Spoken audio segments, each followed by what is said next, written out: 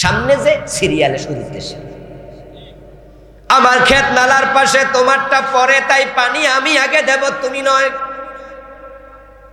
তখন সে আনসার সাহাবী এটা মানতে রাজি না, সে বলে না, আমার এলাকা আমি আগে দেব।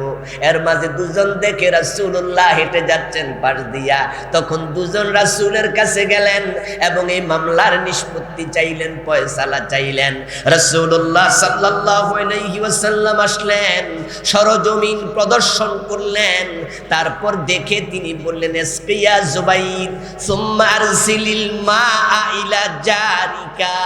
রাসূল এবার ফয়সালা দিলেন, ও জুবাইর, তোমার ক্ষেত আগে, তুমি পানি আগে দাও, তারপরে তোমার পানি দেয়া শেষ হলে প্রতিবেশীর দিকে পানিটা ছেড়ে দাও। রাসূল যখন এই ফয়সালা দিলেন, তখন আনসারী সাহাবী বলছে, আইবনু আম্মিকা ইয়া রাসূলুল্লাহ, হুজুর আপনার ফুফাতো ভাই লাগে তো, বুঝছি। নাউজুবিল্লাহ পড়েন। ফাতালাওয়ানা ওয়াজহু রাসূলিল্লাহি সাল্লাল্লাহু আলাইহি ওয়াসাল্লাম, প্রিয় নবীর চেহারাটা রাগে লাল হয়ে গেল। আমি নবী, তুমি মুসলমান, তুমি এই মন্তব্য কেমনে করলা? আমি বুঝি ফুফাতো ভাইয়ের টান টানছি, আমি বুঝি স্বজন প্রীতি করছি, তুমি এটা কেমনে বলবা? রাসূলুল্লাহর চেহারা লাল হয়ে গেল। এর মাঝে জিবরিল আমিন হাজির, আল্লাহ তাআলা কোরআনের আয়াত নাজিল করে দিলেন, ফালা ওয়ারাব্বিকা লা ইউমিনুনা হাত্তা ইউহাক্কিমুকা ফীমা শাজারা বাইনাহুম সুম্মা লা ইয়াজিদু ফী আনফুসিহিম হারাজাম মিম্মা কাদাইতা ওয়া ইউসাল্লিমু তাসলিমা। সবাই আওয়াজ দিয়ে সুবহানাল্লাহ পড়েন। মাইকলা একটা হরন কানে দিতে কইছি, তোমার আওয়াজ বাড়াইতে বলি না, আমি একটা হরন ঘুরাইতে বলছি, তো কয়বার কইলে তুমি শুনবা? আল্লাহ আয়াত নাজিল করলেন, ও নবী, আমি আল্লাহ কসম করতেছি আমার নিজের, ফালা ওয়া রাব্বিকা, তোমার রবের কসম। রাসূলের রব কে? আয়াত নাজিল করছে কে? কসম খাইতেছে কে? আল্লাহ নিজে নিজের কসম করে বলতেছে, শক্ত শব্দ, আমি আল্লাহ আমার কসম করছি। লা ইউমিনুন, এই মানুষগুলো মুমিন নয়। ওই যে আমি বলছি নামাজ না পড়াও মুমিন, ঠিক না? বরং আমরা যদি জিগাই, কিরে ভাই নামাজ পড়স না, কয় যে নামাজ না পড়লে কি হয়েছে? ঈমান শক্ত। অধিকা ইসলাম মেনে আমরা ভাবছি আমরা মুমিন। কাদিয়ানি কোরআনের একটা মানে না, তারা কাফের, আর আমরা ডজন ডজন বাদ দিছি। কাদিয়ানি নবী মুহাম্মদকে শেষ নবী মানে না, তাই বাকিগুলা মাইনাও লাভ নাই, কাফের হয়ে গেল। ইবলিস শয়তান আদমকে সিজদা করতে রাজি হয় নাই। ইবলিস শয়তান মুমিন না কাফের। শয়তান আল্লাহর কয়টা কথা মানে নাই? ভাইরা কথা না বললে মজা পাই না তো, বলেন না। শয়তান কয়টা মানে নাই? কাদিয়ানি কয়টা মানে না? সুর ধরে হাত কাটো এই আইন কোরআনে আছে না নাই? 54 বছরে কয়দিন মানছেন? জেনা করলে 100 বেত লাগাও, বিবাহিত হলে পাথর মারো, এই আইন কোরআন হাদিসে আছে না নাই? 54 বছরে কয়দিন মানছেন? আল্লাহ কোরআন মাজিদে বলছেন, লাহুল খালকু ওয়াল আমরু, সাবধান, সৃষ্টি যার, আইন চলবে শুধুই তার। এই 54 বছরে আল্লাহর আইন বাংলাদেশে কয়দিন চলছে? তো শয়তান মানে নাই কয়টা? ঈমান আছে না গেছে? আমরা মানি না কয়টা? আমাদেরটা যায় না, সুপার গুলো দিয়া লাগাইছি।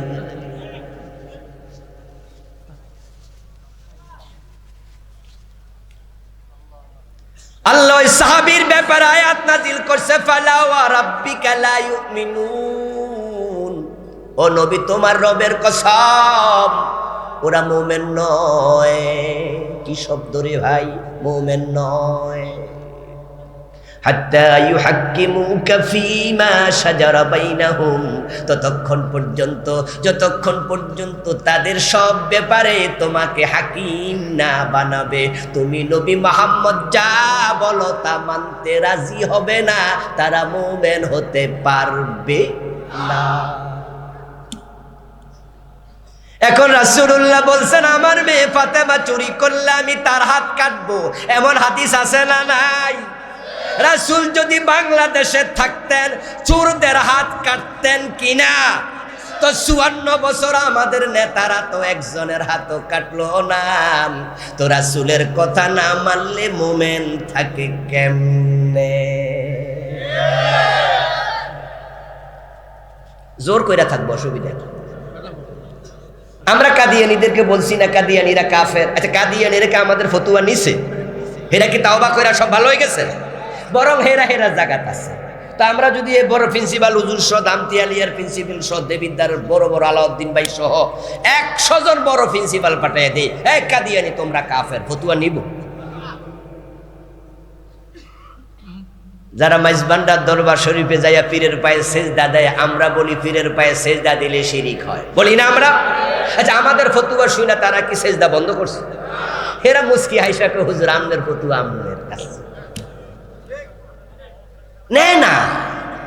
পাশের বাড়ির ভাবি আসছে, এ বাড়ির ভাবির সাথে গল্প করছে, এর মাঝে ভাবির জামাই আসছে, আইসা কিলোয়া টকজগ লাইগা জাগায় 3 তালাক মেরে দিছে।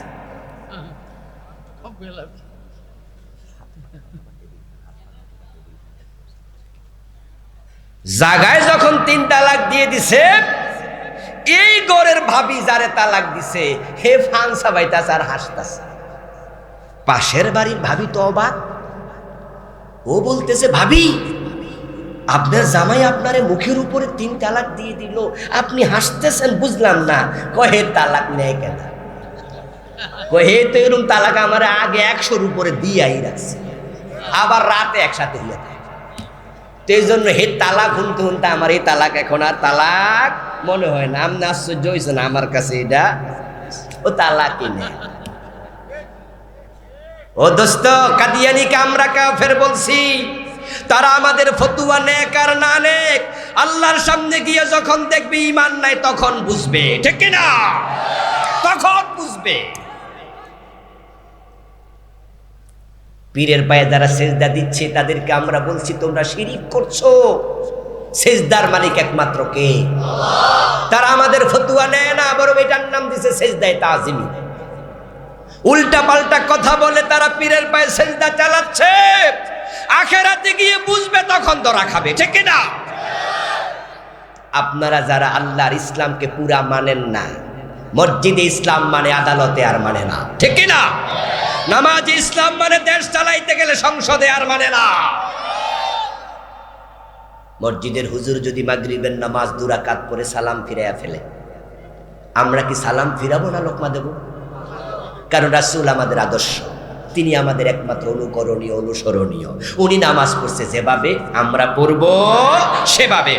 তাই যদি আমার বাবা ইমাম হয়, আমি মুক্তাদি হই, বাবা 2 রাকাত পরে সালাম ফিরায়, ছেলে হিসাবে আমি বাবাকে ছাড় দেব না। আমার বন্দা, আমি রাসূল ছাড়া কাউকে অনুসরণ করে নামাজ পড়ি না।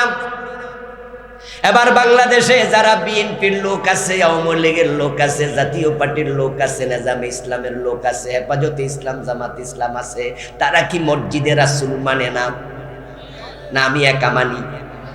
সবাই মানে না। কিন্তু এবার এই নেতারা সংসদে গেলে রাসূল যেমনে দেশ চালাইছে এমনে চালাইতে রাজি কেন হয় না? তাহলে ইসলাম এক জায়গায় মানে, আরেক জায়গায় মানে না। সুবিধাবাদ জিন্দাবাদে মোমেন হওয়া যায় না।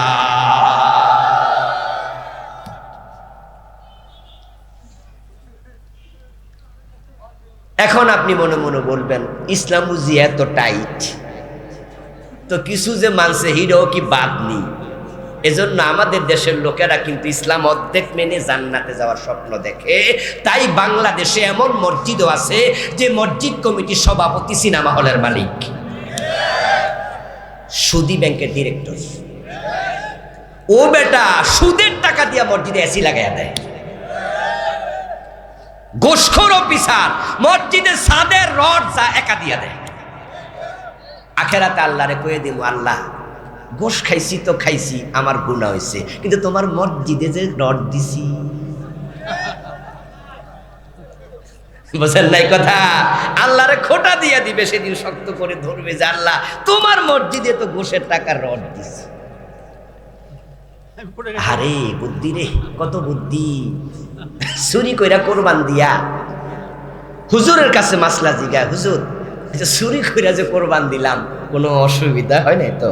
হুজুর মারছে ধমক, চুরি কইরা কোরবান দিছে আবার আমার কাছে হুজুর আমরা বুঝি, আপনারা টাইট ফুতুয়াই দেন, আমরা কি কিছু বুঝি না? চুরি করলে গুনাহ হয়, কোরবান দিলে সওয়াব হয়, তো গুনাহ সওয়াব কাটাকাটি, গোস্ত ফ্রি। বাহ, কত বুদ্ধি! তুমি গোশের টাকা দিয়া মসজিদে এসি লাগাইছো, আল্লাহর কিয়ামতের দিন বলে দেবে হারাম টাকা আল্লাহর রাস্তায় দান করে সওয়াবের নিয়ত করা কুফরি। তোমার টাকা তোমার চেহারার উপর আল্লাহ ফিকে মারবে। ইসলামের কিছু মানছেন, কিছু মানছেন না। আল্লাহর বক্তব্য দুখুলু ফিস সিলমে কাফা, ইসলামে পুরা ঢুকো। এই যে পুরা না ঢুকা অর্ধেক ঢুকলেন, এই অর্ধেক ঢুকার অনুমতি আপনারে কে দিল? অনুমতি তো নাই।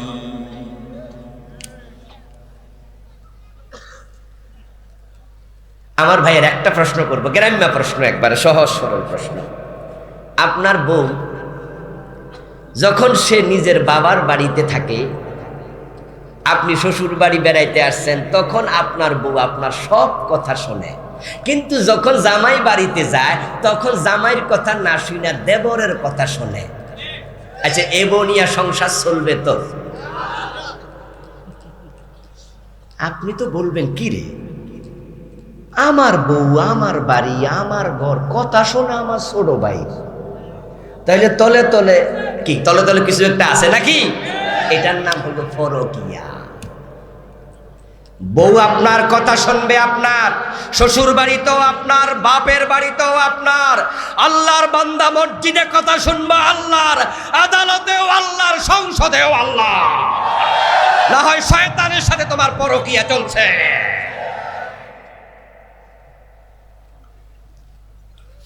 অর্ধেক মানেন, অর্ধেককে ইসলাম আল্লাহ নেয় না। ফজরের নামাজের ফরজ কয় রাকাত? সহজ প্রশ্ন, সহজ উত্তর বলেন না, কয় রাকাত? এক রাকাত পড়লেন সূরা ইয়াসিন দিয়া 15 মিনিট লাগাইয়া।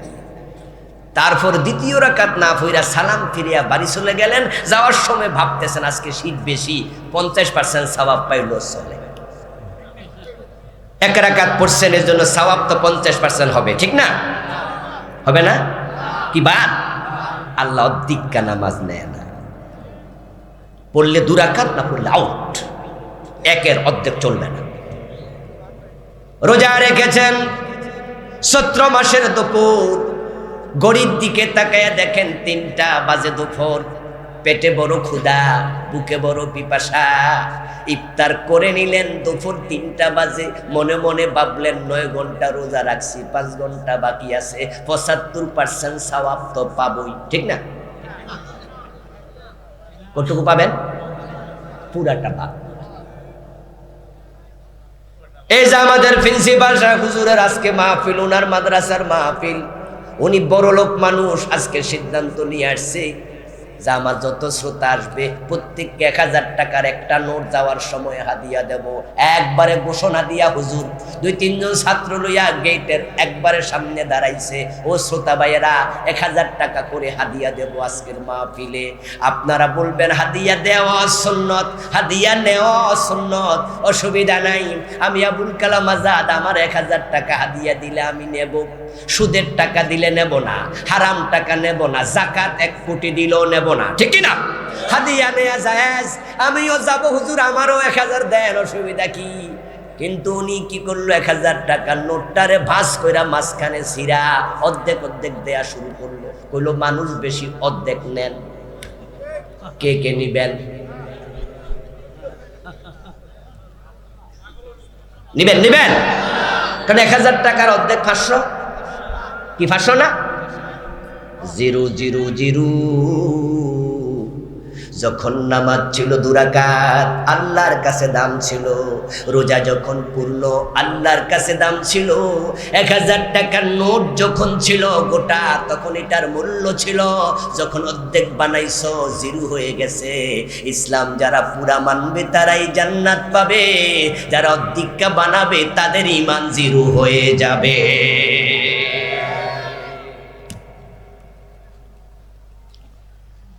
ওদখুলু ফিস সিলমি কাফা, ইসলামে পরিপূর্ণ প্রবেশ করো। তাহলে এতক্ষণ পর্যন্ত যে ওয়াজ করলাম 50 মিনিটের কাছাকাছি করে ফেলেছি, ইসলামে যে পুরা ঢোকা লাগবে এটা তো বুঝে আসছে নাকি? এবার যেটা বলবো সেটা হলো ইসলামটা কি। এই যে আপনি ঢুকবেন, ইসলাম না বুঝলে ঢুকবেন কেমনে? বাংলাদেশের লোকেরা ইসলামের একটা নিঃসব ধর্ম মনে করে, যার কারণে তারা ইসলামও মানে আবার সুদেও টাকা লাগায়। অথচ যে ব্যক্তি সুদ খায় তার আমলনামায় 73টা বড় বড় গুনাহ হয়। সবচেয়ে ছোট গুনাহ হলো নিজের মায়ের সাথে জিনা।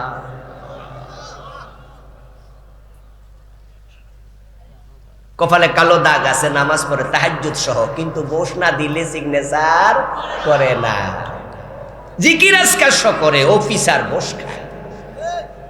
আমি দামতি আলিয়ার ছাত্র, এই কথাটা আমি একাধিক জায়গায় বলেছি, আজকেও বলতেছি। আপনাদের দেবিদ্বারই তো আমাদের প্রিন্সিপাল ছিলেন পীর সাহেব আব্দুল হালিম রাহেমাহুল্লাহ। আল্লাহ উনার কবরকে জান্নাতের টুকরা বানাইয়া দাও, বলে না আমিন। আপনারা জানতেন যে উনি পীর সাহেব আবার প্রিন্সিপাল, কিন্তু অফিসিয়াল ব্যাপারে তিনি মাথা ঘামাতেন না, সবটাই দেখতো আমাদের কেরানি আব্দুর রহিম সাহেব। এখানেও অনেক ছাত্র দামতি আলিয়ার, হুজুর কোন দামতি আলিয়া পড়ছেন?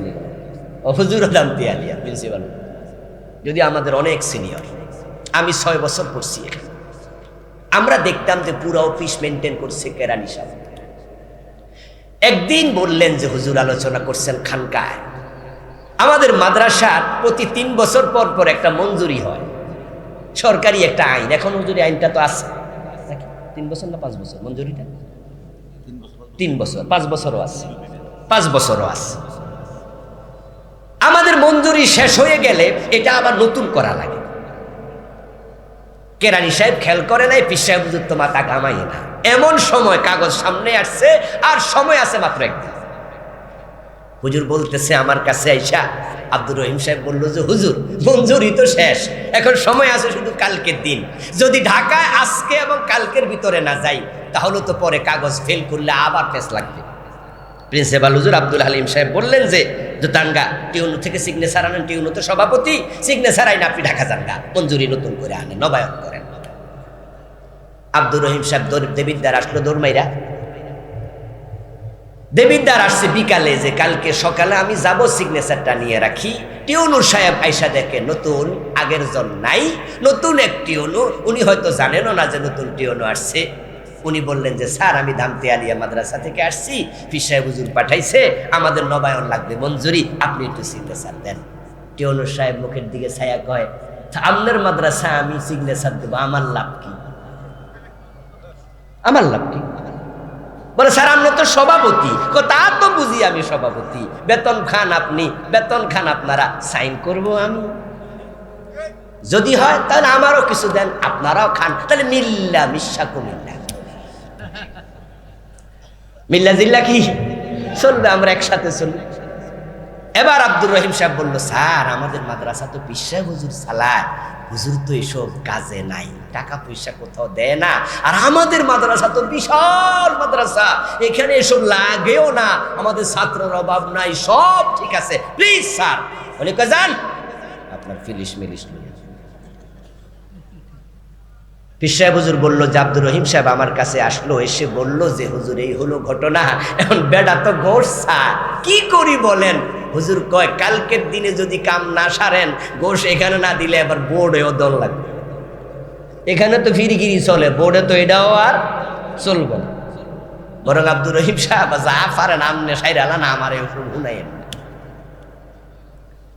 ফজরের নামাজের সময় ফার্স্ট টাইম, তখনও দাউদকান্দি ব্রিজ হয় নাই, মেঘনা ব্রিজ হয় নাই। তাই ফজরের নামাজের সময় ভোর বেলায় তিনি কাগজপত্র লইয়া আবার চলে আসলেন থানা দেবিদ্বারে। এসে ভাবলেন যে ফার্স্ট টাইমে সিগনেচার লইয়া চলে যাব ঢাকায়। এসে দেখেন টিউনো সাহেব বাসায় নাই। ফজরের পর কলিং বেলে টিপ মারছে, একজন ভদ্র মহিলা বের হলেন, কাকে চাই? টিউনো স্যার কই? কৌনি তো নামাজে এশরাক না পড়ে আসে না। উনি কোথায় আছে? উনি নামাজে আছে, এশরাক না পড়ে আসে। আপনি মসজিদে গেলে উনাকে পাবেন। এরপরে আব্দুর রহিম সাহেব মসজিদে, আরে যে দুইজনের কাহিনী শোনাচ্ছি কেউ বেঁচে নাই। আব্দুর রহিম সাহেব আল্লাহ জান্নাত নসিব করো, বলেন আমিন। আমার দেশের ইসলাম বাঙালি বুঝলো না, তারা কিছু মানে বাকিটা ছাড় দে। ও প্রিয় ভাইয়েরা, হযরত আদম হযরত হাওয়া জান্নাতে আল্লাহর কয়টা কথা শোনেন নাই? বলেন না কয়টা শোনে নাই? জান্নাতের পোশাক কি ছিল না খুলে পড়ে গেছে?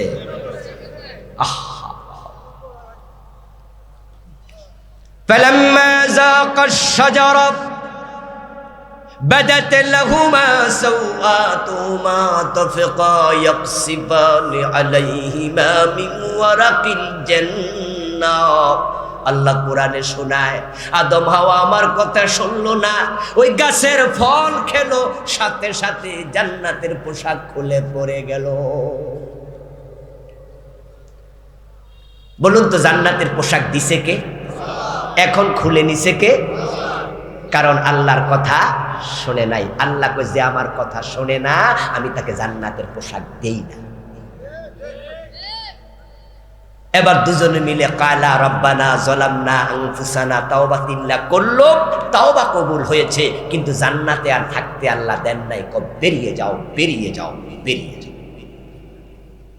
দুনিয়া যাইবা, فإما يأتينكم مني هدى فمن تبع هدايا فلا خوف عليهم ولا هم يحزنون। এই জান্নাতে যদি আবার ফিরে আসতে চাও, আমার পক্ষ থেকে গাইডেন্স যাবে, ফলো করো, আমার ওহী ফলো করো, তারপরে আসবা। একটা কথা শুনে নাই, আদম হাওয়াকে আল্লাহ জান্নাতে থাকতে দেয় নাই। একটা কথা শুনে নাই, আল্লাহ জান্নাতের পোশাক কেড়ে নিয়ে গেছে। আর আমরা শুনি না কয়টা? Dozen dozen. আর আমরা জান্নাতের স্বপ্ন দেখছি। এত সোজা না, এত সোজা না। রহিম সাহেবের কাহিনী একটু পরে বলবো। বলুন তো ইউনূস আলাইহিস সালাম মাছের পেটে ছিলেন কতদিন? তাফসীরে পাওয়া যায় 40 দিন মাছের পেটে ছিলেন, এটা কোরআনে আছে, দিন সংখ্যাটা কোরআনে নাই। ইউনূস নবী মাছের পেটে গিয়ে কি দোয়া পড়ল? লা ইলাহা ইল্লা আনতা সুবহানাকা ইন্নী কুনতু, বলেন না, ইন্নী কুনতু মিনাজ জালিমিন। আল্লাহ আমি জুলুম করছি, অন্যায় করছি, তুমি ছাড়া ইলাহা নাই, তুমি পুত পবিত্র, আমি জুলুম করছি। তো ইউনূস নবী কি অন্যায়টা করছিল? কোন কারণে মাছের পেটে ঢোকা লাগলো? তাফসীরে পাওয়া যায় উনার দাওয়াতি অঞ্চল ছিল নিনুয়া নামক এলাকা। একদিন তিনি উম্মতের পক্ষ থেকে একটু ভয় পাইছিলেন। উনি আশঙ্কা করছিলেন তাকে কোনো বেহায়া উম্মত, অন্যায়কারী জালেম উম্মত মারতে পারে। উনি ভয় পায়া নানুয়া নামক এলাকা ছেড়ে তিনি অন্য জায়গায় রওনা দিছে। আল্লাহর অনুমতির অপেক্ষা করেন নাই। এই যে আমাদের জয়পুর মাদ্রাসার প্রিন্সিপাল হুজুর, আগামী দিন যদি উনি অফিস টাইমে মাদ্রাসায় না থাকে, ডিসি সাহেব আসে অথবা উনার মাদ্রাসার যে সভাপতি ডিসি বা ডিসি এসে যদি অফিসে না পায়, উনারা জিজ্ঞাসা করবে না প্রিন্সিপাল হুজুর কোথায়? যদি বলে যে উনি কোথায় টিচাররা আমরা জানি না, তাহলে অ্যাকশন নেয়ার অধিকার আছে না নাই? উনাকে একটা নোটিশ দেবে অথবা জিজ্ঞাসা করবে কোথায় ছিলেন। যথাযথ কারণ বলতে পারলে কোনো অসুবিধা নাই, না হয় কিন্তু শোকজ খাওয়ার সম্ভাবনা আছে। এটাই নিয়ম। চাকরি আপনার জয়পুর মাদ্রাসায়, আপনি দেবিদ্বার মাদ্রাসায় কি করছেন? ওখানে কাম কি? অফিসিয়াল কাজে গেছেন? কোন কাজ বলেন? যথাযথ কারণ দেখান, তাহলে ঠিক আছে। আমার প্রিয় ভাইয়েরা, হযরত ইউনূস আলাইহিস সালাম তিনি নানুয়া নামক এলাকা, এদিকে তাকান, ওদিকে কি? নিনুয়া নামক এলাকা ছেড়ে তিনি চলে যাচ্ছিলেন। আমার প্রিয় ভাইয়েরা, যাওয়ার সময় হযরত ইউনূস আলাইহিস সালাম একটা নৌকার মাঝে উঠলেন। ওই নৌকার মাঝে ওঠার সাথে সাথে নৌকাটা কাঁপতে শুরু করেছে। নৌকাটা কাঁপতে শুরু করেছে। যখন নৌকাটা কাঁপতে শুরু করলো, নৌকার লোকেরা ইউনূস আলাইহিস সালামকে তখন নৌকা থেকে পানির মাঝে ফেলে দিল। এই ভালো আছেন? বসো বসো বসো, তোমরা বসো। হ্যাঁ ভাই, বসতে দেন।